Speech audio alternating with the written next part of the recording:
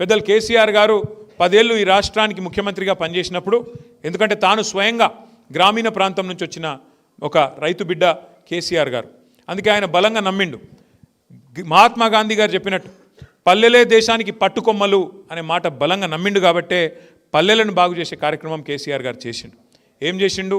మొదలు గ్రామ జ్యోతి అనే కార్యక్రమం పెట్టిండు. ఆ తర్వాత పల్లె ప్రగతి అనే కార్యక్రమం తీసుకొచ్చి నెల నెల ప్రతి పల్లెకు మీకు ఫైనాన్స్ కమిషన్ ద్వారా వచ్చే డబ్బులు కేంద్ర ప్రభుత్వం నుంచి రూపాయి వస్తే రాష్ట్ర ప్రభుత్వం కూడా దానికి ఒక రూపాయి తోడు చేసి ప్రతి నెల జీతం ఇచ్చినట్టే 1వ తారీఖు కానీ 2వ తారీఖు కానీ మీకు గ్రామ పంచాయతీకి ఇవ్వాల్సిన నిధులను టంచనుగా మీ ఖాతాలో వేసి, ఎందుకంటే విధులు చెప్పడమే కాదు కదా, ఏం చేయాలనో పని చెప్పుడే కాదు, నిధులు కూడా ఇవ్వాలి. నిధులు ఇవ్వకపోతే, పైసలు ఇవ్వకపోతే పని ఎడికెళ్ళవుతుంది. అందుకే విధులు చెప్పిండు, నిధులు కూడా చెప్పిండు. విధులు అంటే బాధ్యత, మీరేం పని చేయాలి. సో ఆ రకంగా ప్లాన్ చేసిండు. ఏం జరిగింది కేసీఆర్ గారి ప్రభుత్వంలో? ఏం జరిగింది అంటే అద్భుతాలు జరిగినాయి గ్రామ పంచాయతీలలో. గుర్తు తెచ్చుకోండి ఒకసారి. 2014 ముందు రాష్ట్రంలో పల్లెలు ఎట్లుంటుండే, తర్వాత ఎట్లయినాయి. ఇవాళ మీరు ఖానాపూర్ నియోజకవర్గంలోని ఏ పల్లెకు పోయినా ఆ పల్లెలో ఒక నర్సరీ ఉంటుంది. ఏ పల్లెకు పోయినా అక్కడ ఒక పల్లె ప్రకృతి వనం ఉంటుంది. ఏ పల్లెకు పోయినా అక్కడ బ్రహ్మాండంగా ఇవాళ ఒక ట్రాక్టర్ ఉంటుంది, ఒక ట్యాంకర్ ఉంటుంది, ఒక డంపింగ్ యార్డ్ ఉంటుంది, ఒక వైకుంఠ ధామం ఉంటుంది, ఒక వాటర్ ట్యాంక్ ఉంటుంది, ఇంటింటి ముంగట నల్లా ఉంటుంది. ఇది దేశంలో ఒక తెలంగాణలో తప్ప ఈ పరిస్థితి ఎక్కడా లేదు. చేసింది మన నాయకుడు కేసీఆర్ అని మనకి మనం కితాబిచ్చుకుంటలేం. మన తెలంగాణ జనాభా భారతదేశంలో చూసుకుంటే 3% కంటే తక్కువ. ఎందుకంటే దేశం జనాభా 150 కోట్లు, దగ్గర 147 కోట్లు. మన జనాభా 4 కోట్లు. మన 4 కోట్లు అంటే ఎంత? 3% కంటే తక్కువ. కానీ కేసీఆర్ గారి ప్రభుత్వంలో మనం చేసిన పని ఎంత గొప్ప పని అంటే, ఎంత అద్భుతంగా పని జరిగిందంటే గ్రామాలలో నాకు గర్వంగా అనిపిస్తున్నది ఈ మాట చెప్పడానికి.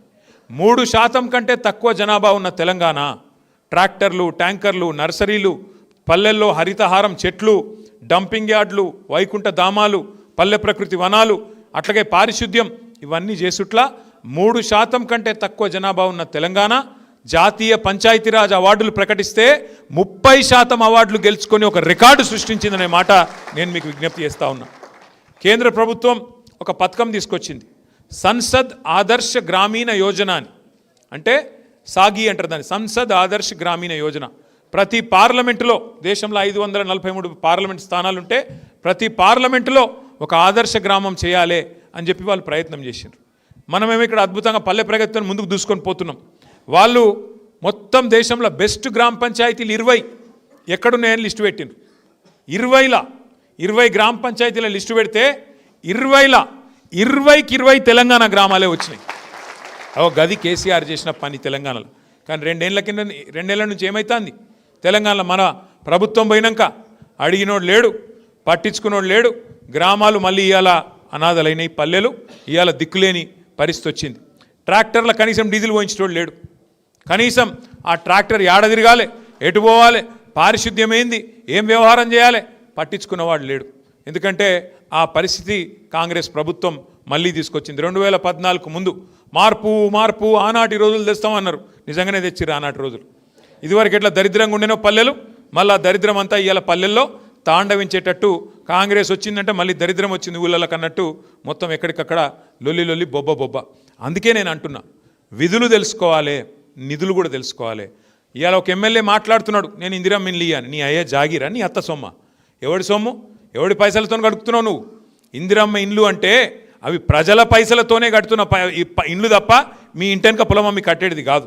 కాబట్టి బరాబర్ ఊళ్ళో పేదోళ్ళు ఎవరు, ఊళ్ళో తీర్మానం చేయాల్సింది మీరు, సర్పంచులు. పేదవాళ్ళు ఎవరు, ఇల్లు లేని వాళ్ళు ఎవరు లిస్టు తయారు చేయాల్సింది మీరు. ఇందిరమ్మ కమిటీ మీద కూడా అవసరమైతే ఆజమాయిషీ చేసేది మీరు. కాబట్టి సర్పంచులు మీ హక్కులు తెలుసుకుంటే ఎవడన్నా ఎగురితే ఎమ్మెల్యేనో ఎంపీయో వాళ్ళ తాట తీసి లైన్లో పెట్టి నిజంగా న్యాయంగా పేదవాళ్ళు ఎవరైతే ఉన్నారో వాళ్ళకి ఇప్పించాల్సిన బాధ్యత మీరు తీసుకోవాలని చెప్పి నేను కోరుతా ఉన్నాను. అట్లాగే ఇంకొక 2 ఏళ్ళే కాంగ్రెస్ ప్రభుత్వం ఉండేది, ఇంకో 2.5 ఏళ్ళు అటెనక మళ్ళీ వచ్చేది మన ప్రభుత్వమే. మీకు తెలుసు, నాకు తెలుసు, రేవంత్ రెడ్డికి కూడా తెలుసు. ఎందుకంటే ప్రజలు ఎదురు చూస్తూ ఉన్నారు. ఇది ఎందుకు చెప్తున్నా మీకు ముఖ్యంగా అంటే, మీరు ఇప్పుడు గెలిచింది 5 ఏళ్ళ కోసం గెలిచినారు. ఇప్పుడు ఈ కాంగ్రెస్లో ఉండేది 2.5 ఏళ్ళే.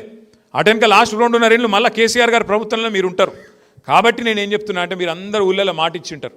నేను ఇది చేస్తా అది చేస్తా అని. ఇప్పుడు కాంగ్రెస్ వాడు ఏమంటాడు, మరి ఇది చేయాలి అది చేయాలంటే నువ్వు నాతో రావాలి అంటాడు. నేనేమంటున్నా, ఇవాళ కాంగ్రెస్ ఎమ్మెల్యేలే దిక్కులేక వాళ్ళే ఉత్తరాలు రాసుకుంటున్నారు. మాకు పైసలు ఇస్తలేడు ముఖ్యమంత్రి అని చెప్పి ఒక ఆయన వరల్డ్ బ్యాంకు దరఖాస్తు పెట్టుకున్నాడు. ఇంకొక ఆయనేమో నాకు పైసలు ఇవ్వయా మహానుభావ అని చెప్పి బహిరంగ వేదికల మీద దండం పెడుతున్నాడు.